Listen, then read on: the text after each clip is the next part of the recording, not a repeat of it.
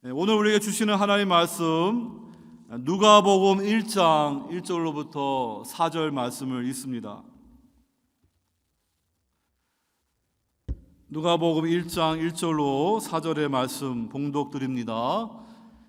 우리 중에 이루어진 사실에 대하여 처음부터 목격자와 말씀에 일꾼된 자들이 전하여 준 그대로 내력을 저술하려고 붓을 든 사람이 많은지라.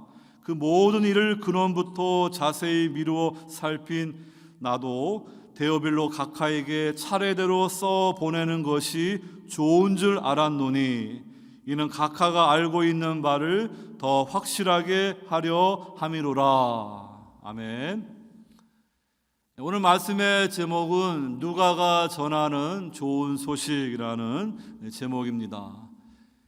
대림절을 맞아서 여러분들에게 요한복음, 마태복음, 마가복음 서론을 중심으로 예수님이 이 땅에 오신 그 좋은 소식에 대해서 각 복음서별로 특징을 여러분들에게 말씀을 드렸습니다. 오늘 이렇게 누가복음도 또 특별한 그러한 특징들이 있는데 몇 가지 말씀을 드리고자 합니다. 여러분, 이 누가는요 아마도 이방인으로서 이 베드로라든지 요한처럼 예수님의 제자로 그 예수님의 행적을 직접 목격한 사람은 아니지만 이제 복음을 듣고 하나님의 백성이 되고 하나님이 쓰시는 종이 되었습니다. 그래서 사도 바울과 함께 사도행전 보게 되면은 그 선교 동역자로 함께 그 일을 감당하면서 오늘 누가복음의 서두에 나와 있는 것과 같이 전편인 누가복음을 통하여 예수 그리스도의 복음에 대해서 쭉 말씀을 기록하고 이어서 후편으로 또 사도행전을 기록하는 것을 볼 수가 있습니다. 인간 저자 누가가 기록한 누가 행전이지만 성령께서 감동 감화하셔서 오차가 없는 그런 하나님의 말씀으로 우리에게 주신 그러한 성경인 것입니다. 성경에서 신약 성경에서 가장 많은 분량을 기록한 사람이 의사 누가입니다. 누가는 우리 중에 이루어진 사실 그것에 대해서 치밀하게 정확하게 차례대로 이 데오빌로 각하에게 이러한 헌사하는 표현을 사용해서 이 말씀을 기록합니다. 이 마가복음은 이렇게 문장이 빠르게 전개되고 좀 이렇게 거친 표현이라 그러면은 이 누가복음은 아주 세련된 그 그리스 로마 시대의 그러한 훌륭한 그런 작품들과 견줄 수 있는 그런 최고의 그런 헬라어로 말씀이 기록되어 있다 학자들은 말합니다. 오늘 1절부터 4절 말씀도 한 문장으로 헬라어로 되어 있는데 이 누가는요 그 복음의 이야기를 이렇게 쭉 하나님의 말씀에 종들에 전해준 것을 그대로 구전으로 전해지는 것, 또 문서로 전해지는 걸 다 이렇게 연구하고 성령의 감동으로 이렇게 누가복음과 사도행전을 기록하는 것을 볼 수가 있습니다. 데오빌로 하나님을 사랑하는 자라는 이름을 가진 실명일 수도 있고 또 그런 사람들 뜻하는 필명일 수도 있는데요. 그 데오빌로에게 이 말씀을 기록하면서 더 확실하게 하려 함이로다. 아마도 이 데오빌로는 이방인으로서 복음을 듣고 예수님의 그러한 복음의 행적을 듣고 또 교회에 나오는 그러한 성도인 것 같습니다. 그에게 더 분명하게 확실하게 믿음의 자리에 설 수 있도록 이 누가복음과 사도행전을 기록하는 것을 통하여서 이렇게 하나님을 사랑하는 자 우리 성도들에게 견고한 그 신앙을 줄 수 있는 그러한 누가행전이 되는 것을 보게 되는 것입니다. 여러분, 오늘 우리가 누가복음 말씀을 통하여서 누가가 전하는 좋은 소식 세 가지에 대해서 같이 말씀을 나누면서 성탄절 우리 주님의 오심을 우리가 준비하며 기뻐할 수 있기를 주의 이름으로 축원합니다. 첫 번째로 하나님의 나라의 왕께서 구속사의 성취자로 오셨다는 그런 좋은 소식입니다.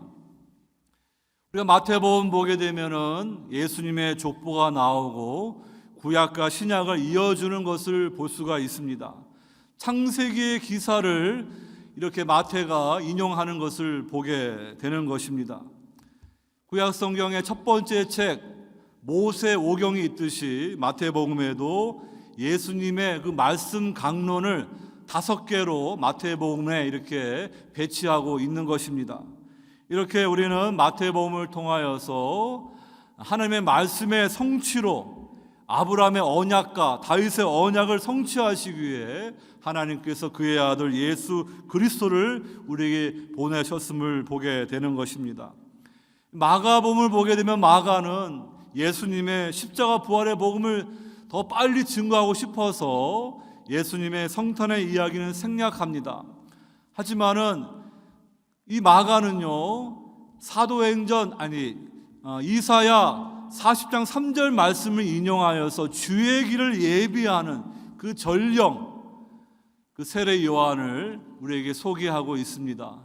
각 복음서에도 그 말씀이 나오지만요, 여러분 그걸 통하여 우리에게 주고자 하는 그런 메시지가 있는데, 구약 출애굽기에서 하나님이 모세를 통하여 이스라엘 백성들을 출애굽 엑소더스한 그 사건이 있고요, 그 다음에 바벨론의 포로로 잡혀있던 하나님의 남은 자들에게 이제 선지자들이 뉴 엑소더스 새 출애굽의 좋은 소식을 그들이 예언하였습니다.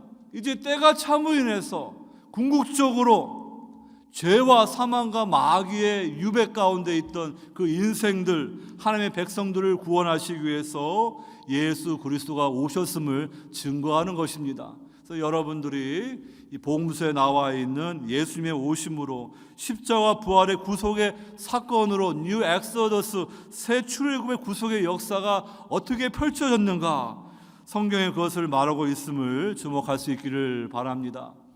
요한복음은 태초에 말씀이 계시니라, 시간 전에 영원전으로 거슬러 올라가서요, 정말 창세기 말씀도 하나님이 태초에 천지를 창조하셨다는 그 말씀을 연관시키면서 예수 그리스도께서 십자가에 죽으시고 부활하신 구속의 사건으로 새 창조, 뉴 크리에이션의 구속의 역사가 펼쳐지는 것을 오늘 이 요한복음은 말씀해 주는 것입니다. 이렇게 각 복음서들이 예수님의 그런 복음을 우리에게 증거하면서 강조하는 말씀들을 우리가 깊이 살펴보면서 예수님이 오시고 공생애와 십자가 부활의 사건을 통하여 이 세계의 역사 가운데 무엇이 이루어졌는지 여러분들은 분명히 믿음의 눈으로 볼 수 있기를 바랍니다. 그렇다면 누가복음은 구약 성경 가운데 어떠한 책과 관련이 깊겠습니까? 성경을 많이 읽어보신 분들은 이 누가복음은 구약 성경 가운데 이 사무엘 상하 또 열왕기사 말씀과 연관이 되는 것을 볼 수가 있습니다. 오늘 5절 이후로 보게 되면은 제사장 사가랴 그의 아내 엘리사벳이 나오는데요, 경건하고 의로운 하나님의 남은 자들입니다. 하지만 그들에게는 아들이 없었습니다. 자식이 없었습니다. 그들에게 세례 요한이 이제 아들로 주어질 것을 가브리엘 천사가 알려주는 것입니다. 여러분, 왕이 없던 때, 우리가 사사기 시대의 그 혼란한 시대를 보게 되면요, 정말로 하나님이 택하시는 그 왕을 우리가 간절히 기다릴 수밖에 없는데, 인간들은 인간이 원하는 그러한 인간 왕 사울을 원했지만 하나님이 마음에 합한 자 다윗 왕을 보내주시는 것입니다. 그 일에 앞서서 자식이 없어서 이렇게 실로에 있는 성소에서 하나님 앞에 서원하며 기도하던 한 여인이 나옵니다. 사무엘상의 한나의 이야기입니다. 하나님이 그 한나를 사용하셔서 사무엘을 하나님이 종으로 보내주시는 것입니다. 그 사무엘이 전하는 심판과 구원의 메시지를 통하여서 그 시대에 타락한 엘리 제사장은 멸망하게 되고요, 언약궤는 빼앗기는 그러한 성경 이야기가 기록되는 것입니다. 여러분, 그와 마찬가지로 예수님 다윗의 후손을 오시는 진정한 다비드 킹이신 그 주님이 오시기 전에 그 길을 예비하는 사람으로 오늘 사가랴와 엘리사벳의 그 가정에 가브리엘 천사가 좋은 소식을 전하는데 바로 세례 요한, 모태로부터 성령 충만한 나실인 그가 오게 될 것이다. 우린 구약의 엘리야뿐만 아니라 사무엘을 바라보게 된다는 것입니다. 여러분, 그러므로 여러분들이 이 사무엘 상하 이야기를 쭉 읽어보면서 어떻게 하나님이 다윗 왕조를 세우시면서 솔로몬 때 그 하나님 나라의 영광이 드러나고 이방의 사람들이 그 지혜를 듣기 위해서 시바의 여왕 같은 사람들이 찾아오고요, 정말로 열방 나라들이 하나님의 나라를 찬송하는 그 이야기를 통하여 하나님은 궁극적으로 예수 그리스도를 통하여 이 땅 가운데 세우신 하나님 나라를 통하여 무엇을 이루어 가시는지 신구약 말씀은 동일하게 그 패턴으로 우리에게 말씀해 준다는 것입니다. 오늘 여러분들이 누가복음 1장과 2장 보게 되면은 이 다윗이라는 이름이 여러 번 나옵니다. 27절에 다윗의 자손, 32절에 다윗의 왕이, 또 69절에 다윗의 집, 또 2장 가게 되면은 2장 4절에 다윗의 집, 다윗의 동네, 11절에 또 다윗의 동네. 누가가 그냥 의미 없이 이렇게 다윗이라는 이름을 사용하는 게 아니에요.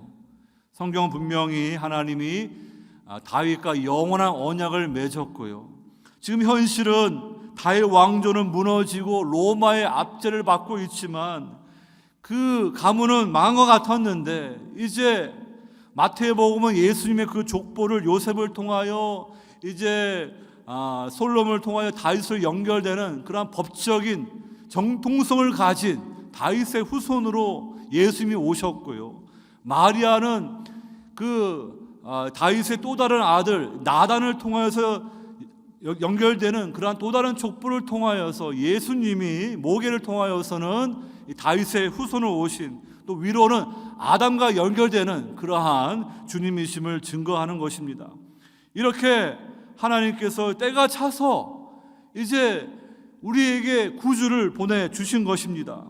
오늘 1장 1절에 우리 중에 이루어진 사실, 2000년 전에 하나님께서 구약의 예언의 성취로 아브라함의 후손으로 다윗의 후손으로 예수 그리스도를 우리의 구주로 보내주신 것입니다.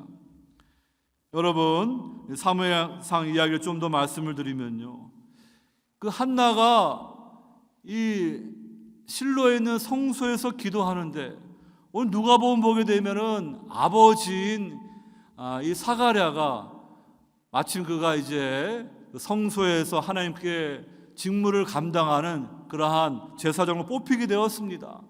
이제 성소에 들어가서 하나님 앞에 분향하면서 그 일을 하는데 가브리엘 천사를 만나게 된다는 것입니다.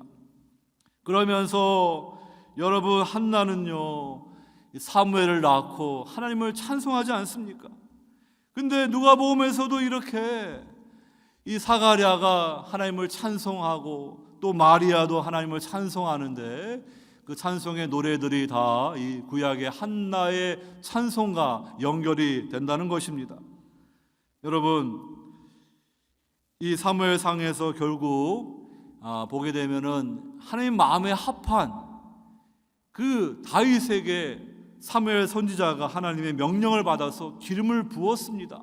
그래가지고 이 다윗에게 여호와의 영이 임해가지고요, 그 다윗이 이제 하나님 앞에 쓰임을 받는데요, 그때 블레셋 골리앗이 이스라엘 나라를 쳐들어와가지고 하나님 백성들을 이렇게 멸시하고 경멸하는데 그 경멸 앞에 다들 두려워하고 떠는 거예요. 그때 다윗이 여호와의 영으로 충만해서 이 골리앗을 이기고 승리하는 그 이야기가 나오지 않습니까?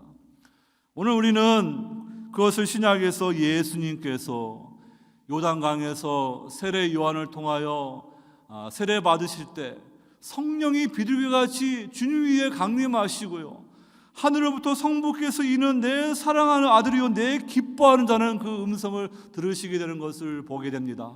성령께서 예수님을 이제 광야로 인도하시는데요, 거기에는 마귀가 있습니다.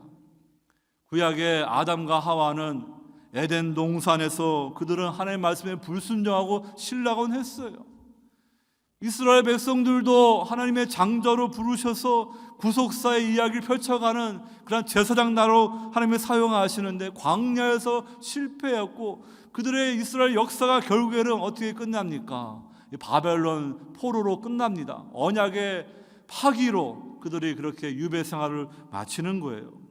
이제 예수님이 성령의 능력을 받아서 광야에 가셨을 때 거기에서 40일간 금식하면서 이제 아담이 실패했던 거, 이스라엘 실패했던 것을 주님이 다 회복하시는 거예요. 마귀의 세 가지 유혹을 예수님께서 신명기의 말씀을 인용해서 다 이기십니다. 구약의 다윗이 골리앗을 이기듯이 예수님 홀로 이 마귀의 시험을 이기시고 이제 십자가에서 궁극적인 승리를 가져올 것을 바라보게 하는 거예요. 이렇게 신구의 역사는 전부 다 예수님을 중심으로 어떻게 구속의 역사가 펼쳐지는지를 우리에게 말씀해 주고 계시는 것입니다. 여러분, 그러므로 예수님께서 이제 구속사의 성취로 때가 차서 이스라엘 역사의 성취가 돼야만이 이스라엘 사명이 열방을 축복하는 그 사명이 이루어지기 때문에 이스라엘 회복이 돼야 돼요. 그래서 그들은 바벨론 포로에서 해방됐지만 여전히 이방 나라에게 압제당하듯이, 그것이 말해주듯이 궁극적으로는 아직도 죄와 사망과 마귀의 유배 가운데 있습니다. 그러나 하나님의 백성들을 궁극적으로 구속하기 위해서 새 출애굽으로 하나님 나라 백성으로 이끄시기 위해서 이제 때가 차서 하나님의 아들 예수 그리스도께서 인간의 몸을 입고 다윗의 후손으로 우리에게 오신 것을 성경이 우리에게 말씀해 주는 것입니다. 여러분, 이 다윗이 골리앗을 이기니까요, 요나단 같은 사람은 너무나 기뻐서 정말로 그 다윗을 사랑했는데, 그 요나단의 아버지 사울은요, 그 마음에 시기심이 들어오는 거예요. 여인들이 말합니다. 사울이 죽인 자는 천천히요, 다윗이 죽인 자는 만만이다. 그러니까 이 사울 왕이 저 다윗이 백성들에게 지지를 받으니까 결국에는 내 나라가 사라지겠구나, 저 다윗을 제거해야 되겠다. 그래가지고 이 사울도 한때는 성령께서 쓰시는 그러한 사람이었는데요, 성령은 떠나가고 악령이 들어와가지고 어떻게 됩니까? 그 남은 인생 그 다윗을 제거하려고 10여 년 동안 미친 듯이 이렇게 그 잘못된 길을 가지 않습니까? 예수님께서 이제 천국 복음을 전파하면서 그 병든 자를 고쳐주시고 귀신들을 쫓아내면서 하나님 나라의 이 땅 가운데 오심을 표적으로 보여주시니까 많은 사람들은 주님을 환영하고 받아들이는데 예수님을 거부하는 무리들이 있는데요, 바로 유대교 종교 지도자들입니다. 대제사장들, 바리새인, 서기관들, 그들은 예수님을 시기해서 계속해서 주님과 이 적대 관계를 가지고 있다가 그것이 나중에는 십자가에 예수님을 못 박아 죽이도록 그 로마 총독 빌라도에게 고발하는 그러한 것으로 이어지는 것을 볼 수가 있습니다. 여러분, 사울의 비참함이 자살로 끝나듯이 끝까지 예수님이 오셔서 하나님 나라가 펼쳐지는데 이 종교 지도자들은 자기들이 원하는 메시아가 아닌 거예요. 그들의 기득권을 빼앗기 싫은 거예요. 그러다 보니까 하나님 나라 왕으로 오신 예수님을 못 박아 죽인 일에 가장 앞장서는 자들이 되는 것을 볼 수가 있습니다. 오늘도 마찬가지입니다. 이 좋은 소식이 벌써 2000년 동안 전 세상에 펼쳐지는 거예요. 근데 이 좋은 소식 앞에 두 가지 반응이 있어요. 항상 선지자의 메시지에는 동전의 양면과 같이 심판과 구원이 있습니다. 하나님의 이 말씀에는요, 그 불순종하는 죄인들을 향한 하나님의 공의로운 심판이 있어요. 그 엘리 제사장이 가문이 멸망하듯이, 언약궤를 빼앗기듯이, 예수님 때 결국에는 그 70년 AD 70년에 그 예루살렘 성전이 로마 군대에 의해서 멸망하듯이 그 심판의 메시지가 있습니다.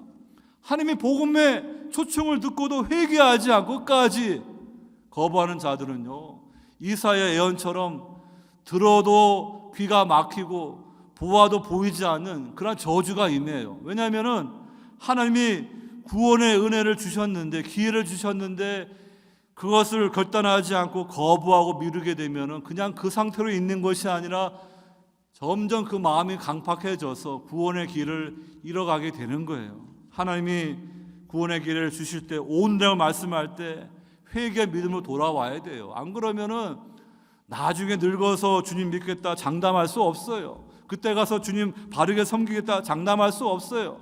여러분, 이렇게 하나님의 복음의 메시지가 선포될 때 심판의 메시지가 있고요, 또한 구원의 메시지도 함께 주어지는 거예요.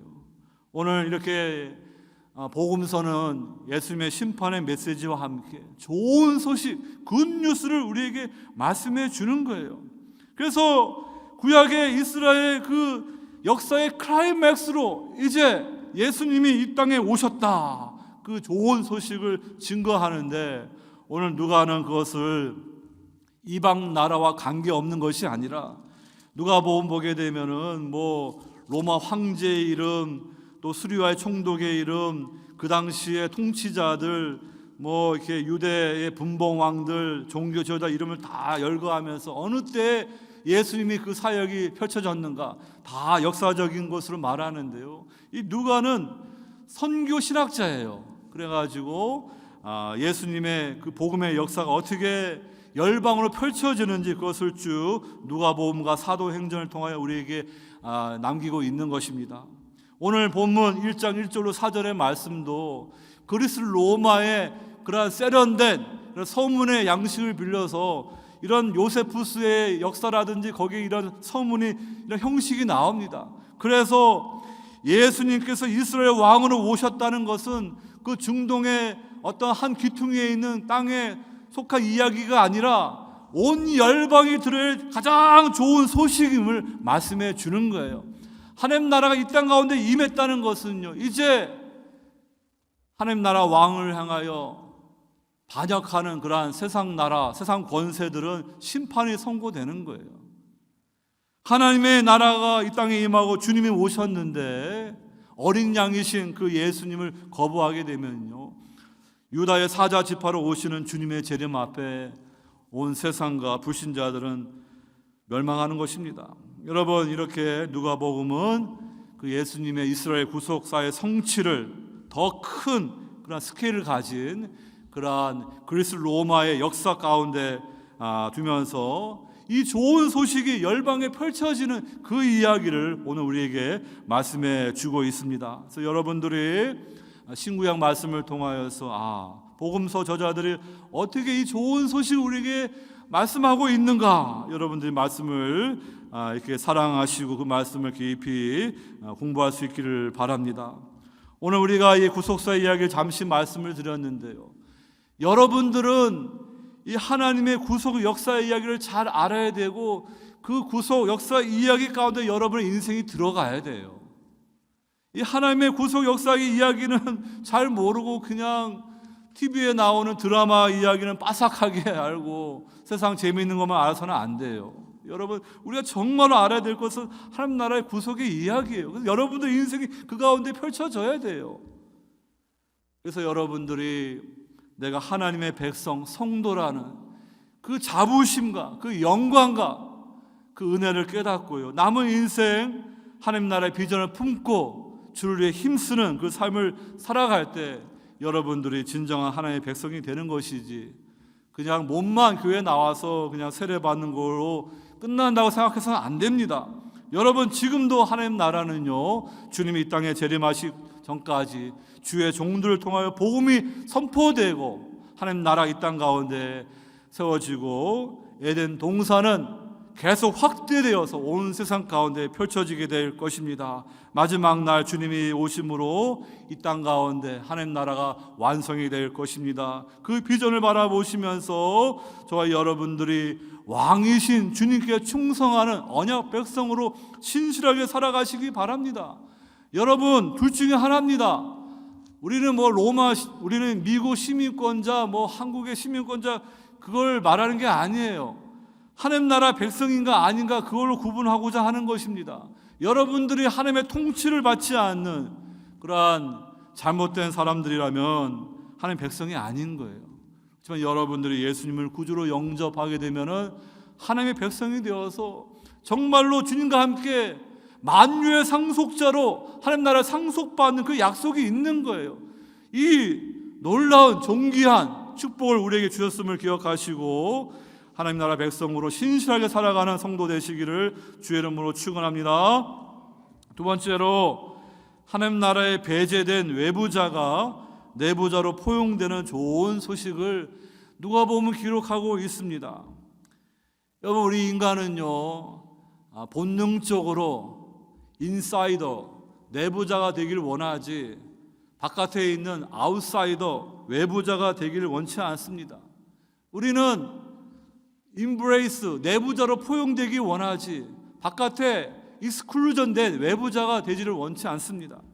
예를 들면은 이렇게 부자가 되기를 원하는 분들은요, 나도 빨리 돈을 많이 벌어서 수단 방법, 그것이 잘못된 방법이라도 빨리 부자 되어서 이 부자들처럼 이렇게 떵떵거리고 싶다, 그런 분들도 있을 것입니다.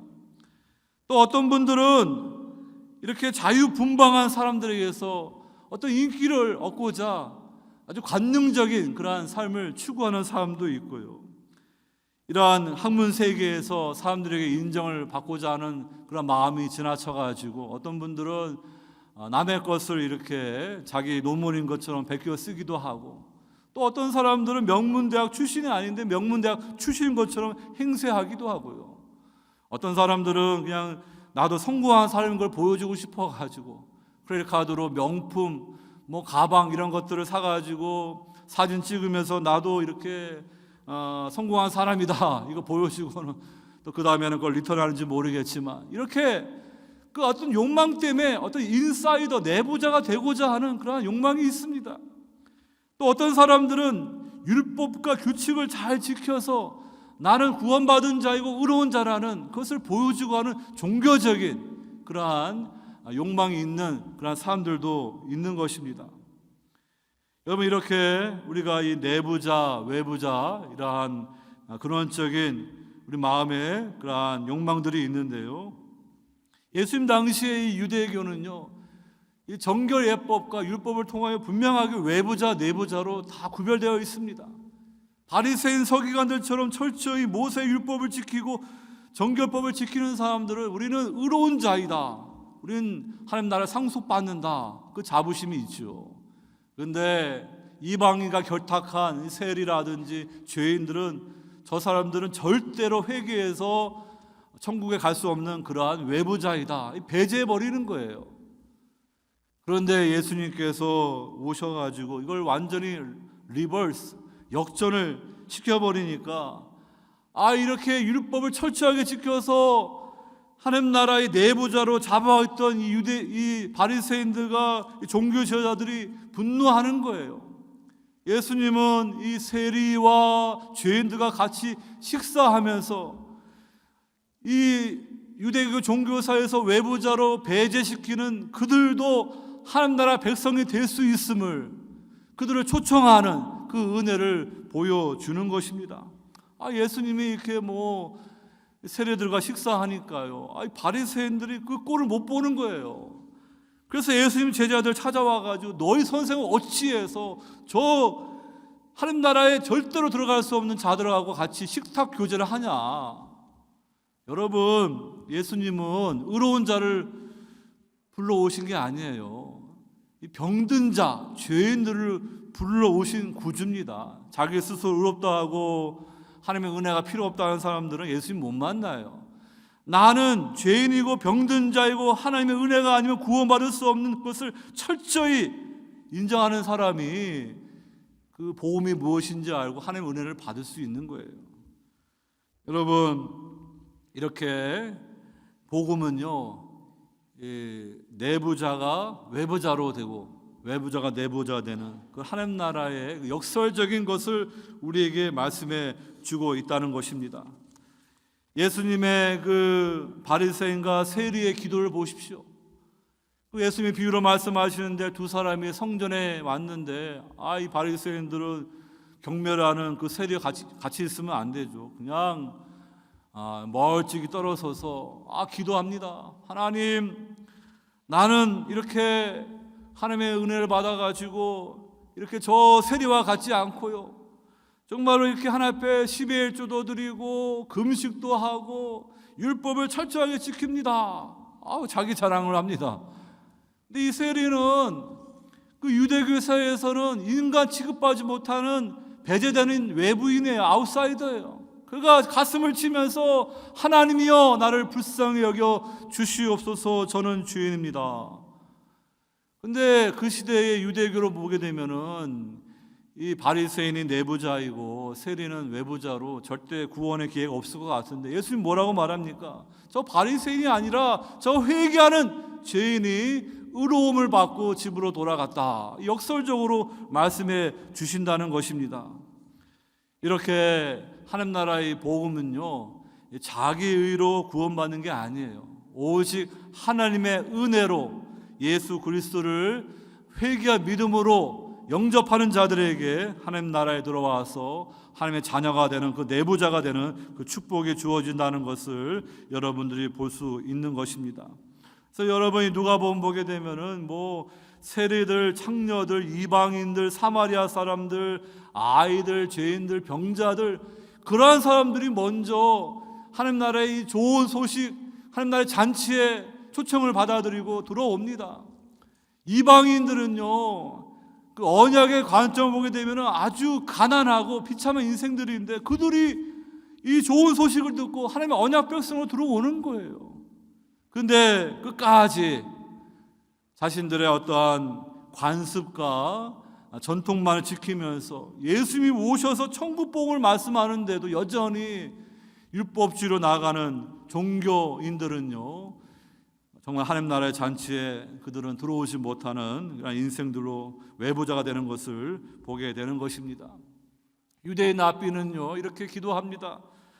하나님, 나를 이렇게 태어나게 해주셨는데 이방인으로 태어나지 않게 해주시고 종으로 태어나지 않게 해주시고 여자로 태어나지 않게 감사합니다. 이게 그 당시의 랍비의 기도입니다. 근데 사도 바울은 뭐라고 말합니까? 너희는 유대인이나 헬라인이나 인종에 관계없습니다. 종이나 자유인이나 사회적인 관계없습니다. 남자나 여자나 성별에 관계없습니다. 다 그리스도 예수 안에서 하나이니라. 너희가 그리스도의 것이면 곧 아브라함의 자손이요 약속대로 유업을 이을 자니라. 중요한 것은 복음을 통하여 예수님을 만나고요, 그리스도 안에 있냐 없냐, 그것이 중요한 나누는 관점이죠. 다른 게 아니에요. 더 이상 배제는 없는 것입니다. 누구든지 다 예수님을 구주로 만난 자들은 하나님 나라에서 인정받는 그 내부자가 된다는 것입니다. 여러분들이 누가복음 1장부터 21장에 쭉 나오는 이야기를 보면서 이 내부자와 외부자가 어떻게 바뀌는지 쭉 한번 집에 가서 성경을 보시기 바랍니다. 2장 보게 되면은 그 목자들 나오는데 1세기 유대 사회에서는 이 목자들은요 아웃사이더입니다. 인정받지 못해요. 그들은 법원에서도 그들이 증인을 쓸 수 없는 사람들이에요. 그런데 아기 예수님의 탄생의 그 증인들이 목자들이에요. 여러분, 또 2장 가게 되면은요, 그 누가복음에서 말씀하는 그러한 목자들의 이야기가 나오고, 3장 가게 되면은 유대인들이 자기들이 혈통적으로 아브라함의 자손이니까 당연히 구원받을 걸로 착각하고 있는데 세례 요한이 통렬하게 그들에게 맺힙니다. 독사의 자식들아, 누가 너희에게 이르러 장차 올 진노를 피하라 하더냐. 너희들 그냥 할례 받고 뭐 이렇게 성전에 나와서 제사 지낸다고 너희들은 구원받고 이방인들은 다 지옥 가는지 아는데 너희들의 삶을 보아라. 너희들의 삶이 하나님 나라 백성다운 삶이냐? 하나님이 이 돌들도 능히 아브라함의 자손이 되게 할 것이다. 이렇게 아주 강하게 혈통적으로 자신들이 내부인하고 자랑하던 유대인들에게 말하는 것입니다. 여러분, 이런 식으로 계속해서 이렇게 쭉 보게 되면은 내부자가 외부자가 되고 외부자가 내부자가 되는 그 말씀이 나와 있습니다. 이 부자들은 강자이고요, 가난한 사람들은 약자예요. 세상에서 그렇습니다. 그런데 누가복음은 이 가난한 자에게 좋은 소식을 말해주는 거예요. 그 가난한 사람들이 겸손하여서 복음을 듣고 예수님을 만나게 되면 그들이 진정한 부자가 되는 거예요. 근데 세상적인 물질에 눈이 어두워서 자신들이 언약 백성으로 비참하게 가난함에도 불구하고 깨닫지 못하고 하나님을 만나지 못한 인생들은 그들이 정말로 가난한 사람들이에요. 그래서 누가복음 보게 되면은 어리석은 부자의 비유도 나오고 부자와 거지 나사로의 그러한 말씀을 통하여서 그 정말로 이 물질에 대해서, 재산에 대해서 누가가 말해주고 있는 그러한 말씀의 메시지가 나와 있습니다. 여러분, 저와 여러분들은 이 복음을 듣고 이제 전에는 우리는 주님과 관계없는 인생들이에요. 우리는 뭐 혈통적으로 아브라함의 후손 유대인도 아니고요, 저 먼 곳에 있던 사람들이었는데 이 좋은 소식을 선교사들이 전해주어서 우리가 그 복음을 듣고 우리가 하나님을 만나게 되고 이제 하나님 나라 백성이 된 거예요. 얼마나 큰 은총을 받았습니까? 여러분들, 우리가 이렇게 세상 사람들 보기에는 참 부족해 보이고 참 가난해 보이고 그렇지만 하나님의 나라에서 여러분들이 주인공이에요. 은총 받은 자예요. 이제 역전됩니다. 새하늘과 새 땅의 세계가 펼쳐질 때 여러분들 끝까지 믿음을 지키고 신실하게 주의 길을 가시기 바랍니다. 여러분, 우리가 이렇게 하나님 나라의 내부자로 갈 수 있는 이유는 다 하나뿐이에요. 우리가 뭐 열심히 신앙생활에서 한 게 아니에요. 다 예수 그리스도의 공로입니다. 하나님 아버지의 그 품에 계신 성자 그리스도 예수께서 그것을 다 비우시고 낮고 낮은 이 땅에 인간의 몸을 입고 오신 거예요. 종으로서 하나님의 순종하는 아들로서 그 십자가를 가셔가지고요, 예루살렘 영문 밖에서 그 십자가의 처철한 그 고난을 받으시고 그 피를 흘려주심으로 예수님이 내부자인데, 완전한 내부자인데 우리를 위하여 외부자가 되어주심으로 여러분들과 제가 하나님의 은혜 바깥에 외부자였는데 하나님의 은혜 안에 하나님 나라 백성으로 내부자로 돌아올 수 있도록 역전시켜 주신 거예요. 그냥 되는 게 아니에요. 주님이 여러분들의 죄를 다 담당하셨기 때문에 여러분들이 죄사함 받고 성령 받아 하나님 나라 백성이 된 거예요. 이 은혜를 여러분들이 기억하시고 하나님 앞에 영광 돌리시기를 바랍니다. 근원적으로 아담과 하와가 범죄한 이후로 우리 인생들, 아담의 후손들은 다 신락원하고 깨어진 세상에서 이렇게 유배 가운데 있는 인생들이에요. 하나님으로부터 멀어진 외부자들이에요. 그러한 인생들의 마음에 그 숨겨진 그러한 그 갈망이 있는데 그걸 모르니까 어떤 사람들은 더 많은 재산을 얻기 위해서, 어떤 사람은 세상 사람들 인기를 얻기 위해서 뭐 이렇게 세상 것을 추구하지만 그건 허무한 것입니다. 여러분들이 예수님을 만나가지고요, 이제 하나님의 임재 안에 주님의 공로로 설 수 있는 하나님의 자녀가 되면요, 여러분들이 영원히 근원적으로 갈망하는 것이 여러분들에게 주어진 거예요. 그 은혜를 우리 이 땅에서 누리고요, 이제 악이 사라진 새하늘과 새 땅 하나님의 나라에서 여러분 영원토록 누리게 될 것입니다. 이 은총을 여러분들 하나님 앞에 감사드리면서 여전히 우리 주변을 보게 되면요, 이걸 모르는 분들이 많아요. 우리가 영의 눈으로 분별력을 가지고 보게 되면은 몸만 교회에 나오지 여전히 자아가 중심이 되어서 살아가는 분도 있을 수가 있고요. 불신자들, 그들은 이 구원의 길을 알지 못하여서 어두운 세상 속에서 유배자로 살아가는 거예요. 주님 만나지 못하게 되면은 그들은 세상에서 많은 돈을 가져서 자기들이 뭔가 대단한 것처럼 착각할지 모르지만 한때입니다. 풀과 꽃이 마르고 떨어지듯이 다 사라져요. 영원한 하나님의 말씀만이 영원합니다. 여러분, 그들에게 이 좋은 소식을 증거하는 하나님의 백성들 다 되시기 바랍니다. 세 번째로 하나님 나라의 운동의 동력이신 성령께서 함께하는 좋은 소식을 누가복음이 말해주고 있습니다. 오늘 여러분, 성령께서 이 누가복음과 사도행전에서 얼마나 중요하게 이렇게 말씀이 나옵니까? 사도행전은 더 정확하게는 성령 행정이라고 말씀을 드려야 됩니다. 여러분, 오늘 누가복음 1장 15절 보게 되면 성령이 처음 이제 언급되는데요. 이 가브리엘 천사가 이 사가랴에게 그가 낳을 아들은 모태로부터 성령의 충만을 받은 나신이로서 예수님의 그 주의 길을 예비할 그런 전령이 될 것임을 말씀해 주고 있습니다. 여러분, 이 성령의 능력이 함께 하니까 어떻게 됩니까? 결국에는 이 마리아가 이렇게 성령으로 그가 예수님을 잉태하여서 그 일이 펼쳐지는 것을 볼 수가 있습니다. 제가 앞서서 잠깐 말씀을 드리는 걸 생략했는데, 여러분, 이 사가랴와 이 마리아를 한번 잘 비교해 보세요. 이 사가랴는 남자이고 어른입니다. 그러니까 유대 사회에서는 내부자이죠. 근데 마리아는 10대 초중반의 여자이기 때문에 그렇게 인정받지 못하는 그런 처지입니다. 이 사가랴는요, 그는 제사장 엘리트 가문이에요. 뭐 삶도 부유하고 그 다음에 존경받고 그래요. 근데 이 마리아는 그냥 하나님 앞에 예물을 드리면서 비둘기 2마리 정도밖에 드릴 수 없는 가난한 집안 출신입니다.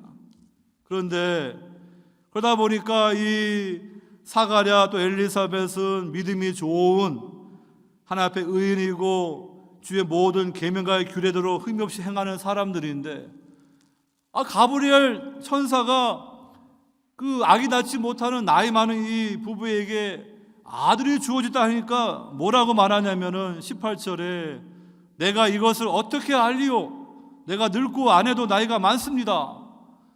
이 불신앙으로 나오는 거예요.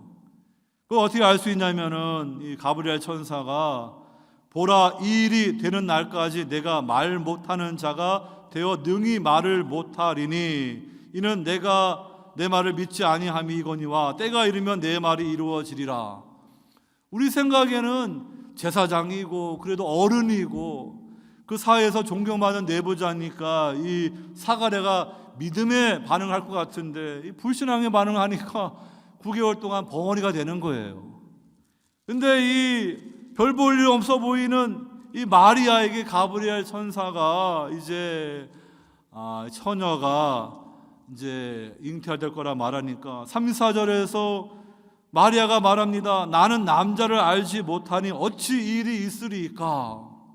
근데 이 마리아의 이 말은 불신앙의 말이 아니라 그가 잘 모르기 때문에 어떻게 내가 처녀인데 과연 잉태할 수 있습니까? 그것을 방법에 대해서 물어보는 거기 때문에 천사는 성령이 내게 임하고 지극히 높으신 이의 능력이 너를 덮으시리니 이러므로 나시바 거룩한 이는 하나님의 아들이라. 이 마리아는 믿음으로 반응한 거예요. 그래서 주의 여종이오니 말씀대로 내게 이루어지다 이렇게 믿음으로 고백했고, 나중에 그의 친족 엘리사벳을 만났을 때 엘리사벳이 말하기를 주께서 하신 말씀이 반드시 이루어지리라고 믿은 그 여자에게 복이 있도다. 그러니까 마리아는 이 복이 있는 그런 여인이었습니다. 여러분, 이렇게 하나님 나라 세계의 주인공은요 교회 오래 다닌 사람이 아니에요. 우리는 교회 오래 다닌 사람이 뭐 공로가 많고 또 뭐 자격이 많고 착각할지 모르지만 지금 내 믿음의 모습이 어떠한지를 우리가 먼저 점검해 봐야 돼요. 과거에 은혜 받은 것만 이렇게 붙들고 살면 안 됩니다. 내가 지금 믿음을 가진 자인가? 이 사가랴는 좋은 조건에서도 이렇게 하나님 말씀을 이렇게 믿지 못해요. 그 조상 아브라함과 사라가 무슨 나이 많은데 무슨 자식을 얻어요. 그랬더니 하나님 말씀을 믿으니까 하나님이 그를 의롭다 여기시고 100세에 25년 기다리게 한 후에 이삭을 주는데 왜 못합니까? 전능하신 하나님, 천지 만물을 창조하신 하나님인데요. 근데 사가랴는 그걸 못 믿는 거예요. 그러니까 9개월 동안 벙어리가 되는 거예요. 교회 안에서 여러분, 교회 오래 다닌 거 말하지 마시고 믿음이 없으면요 벙어리밖에 못하는 거예요. 그냥 제대로 보지 못하는 거예요. 근데 여러분들이 믿음을 가지면은요 하나님이 사용하시는 거예요. 성령 충만 받는 거예요. 그러니까 성령 충만을 제가 말씀하기 전에 이 믿음이 있어야 된다. 여러분들이 정말로 하나님 말씀을 믿는 마리아와 같은 그런 성도가 될 때 하나님 나라의 내부자로서 하나님이 사용하시는 그런 하나님의 일꾼이 되는 거예요. 우리 교회에 그런 분들이 필요하지, 그냥 믿음도 없이 그냥 옛날 관습대로 그렇게 살아가서는 안 될 것입니다. 이제 또 새해를 우리가 바라보면서 다시 한번 우리의 신앙을 돌아보면서 하나님이 귀하게 보시는 그런 믿음이 있는 성도인가, 마리아와 같은 믿음이 있는 성도인가 자신을 돌아볼 수 있기를 바랍니다. 이 사가랴 제사장도요 9개월 동안 이제 벙어리가 되니까 자신이 받은 놀라운 그 비전과 말씀이 있는데 주변에게 말 못해요. 그러다가 이제 세례 요한을 낳고 이제 그 이름을 지어줄 때 그때서야 이제 성령이 임해가지고 입이 열리면서 혀가 열리면서 찬송하리로다 하면서 하나님의 구속 역사를 찬송하는 그 노래를 기록하는 것을 보게 됩니다. 9개월 동안 이 사가랴는 고독 속에서 회개와 반성하면서 다시 한번 하나님의 말씀을 붙들면서 때가 차서 이제 하나님의 9개월간의 그러한 징계 시간이 지난 후에 이렇게 다시 성령의 능력을 받은 거예요.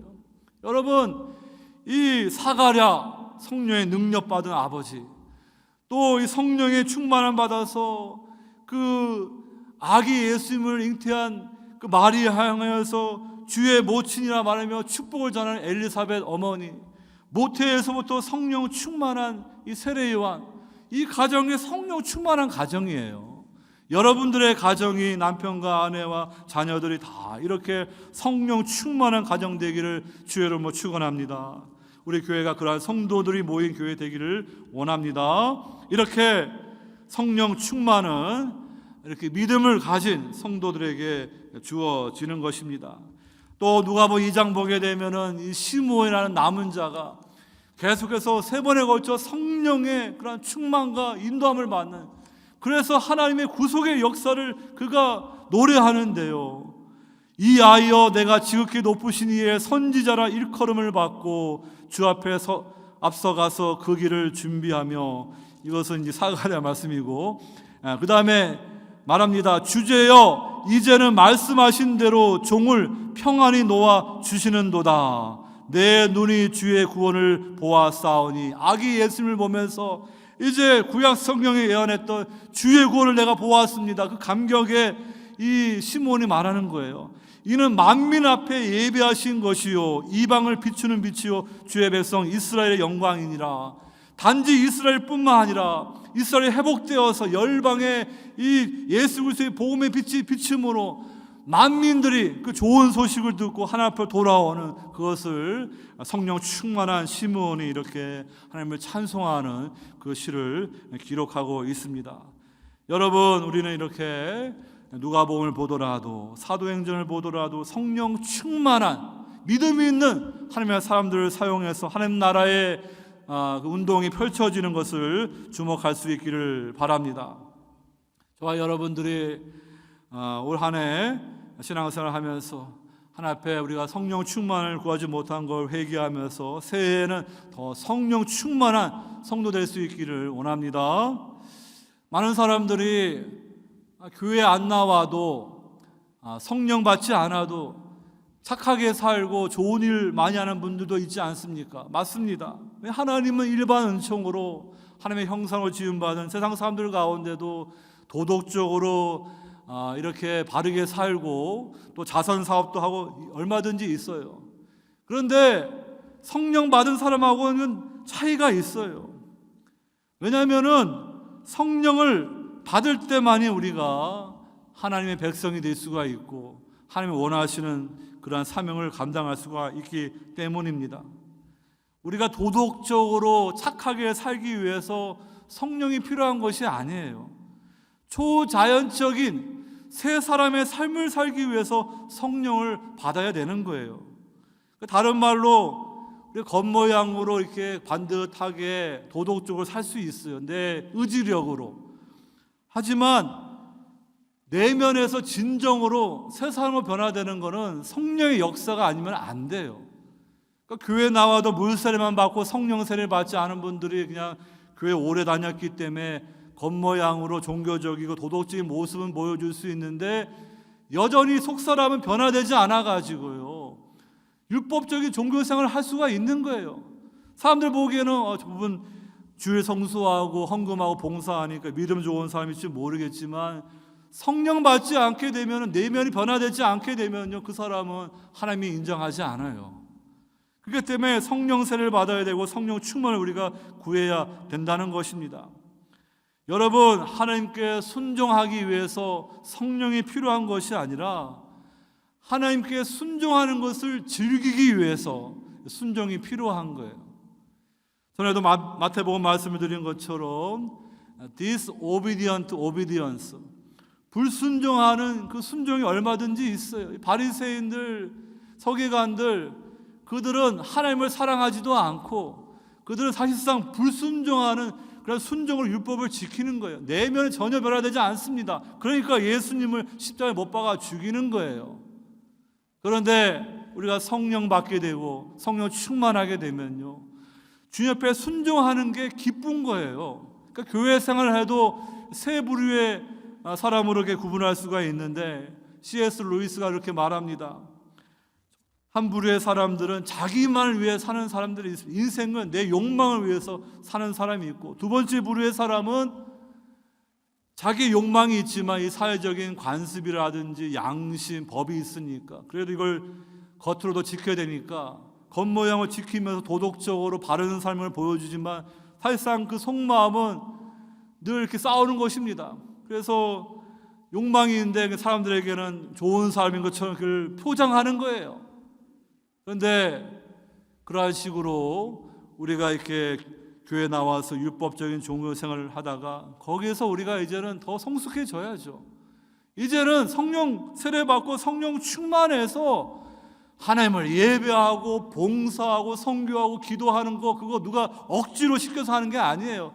내가 좋아서 기뻐서 기쁜 마음으로 여러분들이 예배드리고 봉사하고 헌금 드리고 그걸 하나님 받으시는 거예요.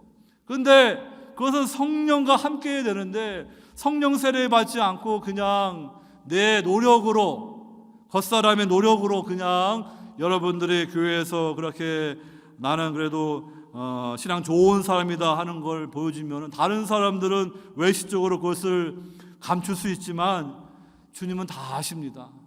그렇기 때문에 우리는 철저하게 내 자신이 하나님의 은혜가 필요한 자임을 알아야 되고요. 우리는 예수님을 구주로 만나서 죄사함 받고 성령 세례 받고 성령 충만을 구해야 돼요. 성령과 동행하면서 여러분들의 신앙이 성숙해져서 이제는 하나님을 예배하는 것이 기뻐야 돼요. 순종하는 게 기뻐야 돼요. 전에는 그냥 내가 교회 안 나가면은 그래도 직분자인데 목사님이 뭐라 하지 않을까, 사람들이 욕하지 않을까, 그래도 그냥 한 달에 몇 번이라도 가야 되지 않나, 그래도 체면이 있는데 헌금 이 정도 해야 되지 않겠냐, 마음으로는 그냥 한 10불 하고 싶은데 갑자기 잘못해가지고 100불 헌금을 넣었더니 아이고 아까워라. 그런 게 아니에요. 여러분들이 그러할 때도 있었지만 이제는 신앙에 성숙해서 성령과 동행하면서 그 기쁨으로 순종하는 그런 하나님의 자녀의 참된 자유에 이뤘을 때 여러분들 예배하고 헌금하고 봉사하고 하나님을 섬기는 것이 기쁠 때 하나님이 그걸 기쁘게 받아주시는 것입니다. 그러한 성령 충만한 성도들을 사용하셔서 하나님이 초대교회를 통하여 열방에 복음이 전해지고 선교의 역사가 나타나게 하신 것입니다. 오늘 이렇게 누가는 좋은 소식을 우리에게 말씀해 주고 있습니다. 여러분, 우리가 이 예수 그리스도께서 구속 역사의 성취자로 오셨다. 우리는 정말 하나님의 은혜 바깥에 있었는데 이 복음의 좋은 소식을 듣고 예수님을 구주로 영접함으로 하나님의 거룩한 백성이 되었습니다. 하나님의 거룩한 자녀가 되었어요. 내부자가 되었습니다. 이제는 저희들이 성숙한 성도가 되어서 성령과 동행함으로 이렇게 성령 충만하여서 하나님을 예배하고 하나님 말씀에 순종하고 봉사하고 선교하는 것이 기쁨이 되는, 자발적으로 하는 그런 성도로서 주님을 섬기는 우리 모든 성도 되시기를 주의 이름으로 축원합니다. 아버지 하나님 감사합니다. 오늘 누가가 전하는 좋은 소식을 통하여서 예수님께서 이 땅에 구주로 오셔서 우리에게 주어진 놀라운 은총이 무엇인지 말씀해 주셨습니다. 정말로 하나님의 은혜 바깥에서, 언약 백성 바깥에서 소망 없던 유배 가운데 인생인데 저희들을 주님이 택하여 주시고 복음을 듣게 하여 주시고 회개와 믿음으로 예수 그리스도를 구주로 영접하여 죄사함 받고 성령 받아 하나님 나라 백성으로 내부자로 들어오게 하여 주심을 감사드립니다. 이제 주의 말씀을 배우고 성령 충만함을 받아서 우리의 율법적인 그러한 잘못된 종교 생활을 다 벗어버리고 성령 충만하여서 기쁨으로 하나님을 섬기고 예배하고 선교하는 것이 내 마음의 기쁨이요 소망임을 인정하는 그런 성도들로서 교회가 새로워지게 해주시고 하나님의 기뻐하시는 그런 많은 열매 맺는 그런 성도와 교회 될 수 있도록 축복하여 주시옵소서. 감사하고 사랑 많으신 예수 이름 받들어 기도하옵나이다. 아멘.